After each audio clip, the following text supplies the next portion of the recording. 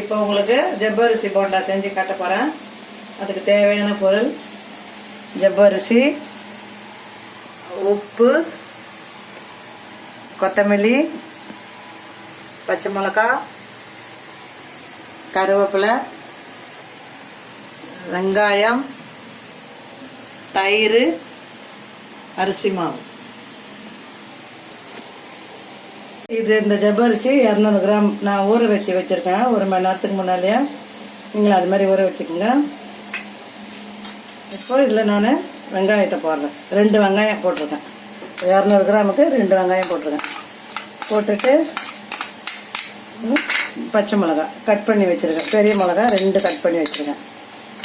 அப்புறம் கொத்தமல்லி அது கொஞ்சம் தான் போதும். அடுத்தது கருவேப்பிலை போட்டுட்டு தயிர். இதுக்கு ஸ்பெஷலே தயிர் தான். இந்த 1 கப் தயிர் போதும். அப்புறம் ஒரு 1/4 கப்பு அரிசி மாவு, பச்சரிசி மாவு போட்டுட்டு தேவையான அளவு உப்பு.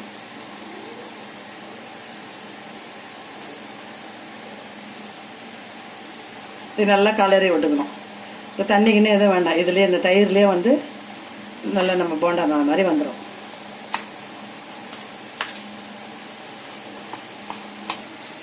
நல்லா இந்த மாதிரி போண்டா பதத்தில் நீங்கள் பிசைஞ்சிக்கணும்.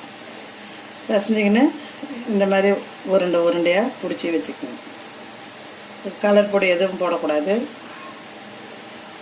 இதில் தயிர் போடுறது தான் ஸ்பெஷலு. இந்த மாதிரி பிடிச்சி வச்சுக்கணும். எந்த சைஸ் வேணாலும் பிடிச்சிக்கலாம்.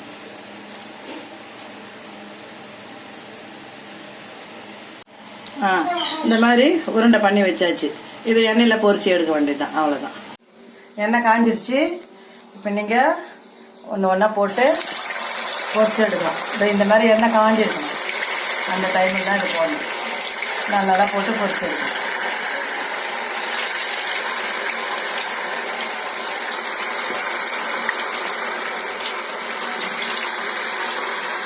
அடுத்த சிம்மில் வச்சுருக்கா கொஞ்சம் நின்று வேகும்.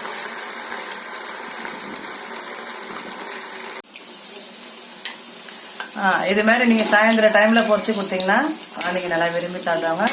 இதுக்கு தேங்காய் சட்னி ரொம்ப நல்லாயிருக்கும். இது ரொம்ப ஈஸி. நம்ம வீட்டில் பொருளே வச்சு செஞ்சிடலாம். இது 1 செகண்டில் செஞ்சு முடிச்சிடலாம். இது உடம்புக்கு நல்லது. ஜவ்வரிசி வேறு எதுவும் கிடையாது. இது கொஞ்சம் நல்லா ப்ரௌனாக வர வரைக்கும் வேகணும். ப்ரௌன் கலர் வந்ததை எடுத்துடணும். சாயந்தரம் குழந்தைங்களுக்கு கொடுத்தீங்கன்னா அவ்வளோ விரும்பி சாப்பிடுவாங்க. பாருங்கள் எப்படியே பொரிஞ்சு வருது பாருங்க.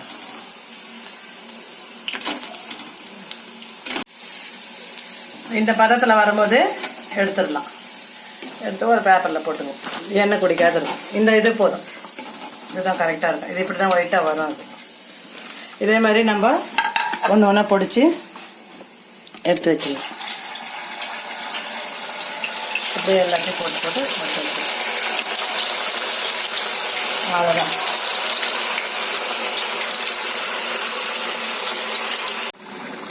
முடிஞ்சிடுச்சு. அவ்வளோதான் இது வேலை. இப்போ இது கூட சட்னி வச்சு சாப்பிட ரெடி ஆகும். அவ்வளோதான். இதெல்லாம் முடிஞ்சிடுச்சு. நம்ம ஊற்றி வச்சதெல்லாம் போட்டு எடுத்தாச்சு.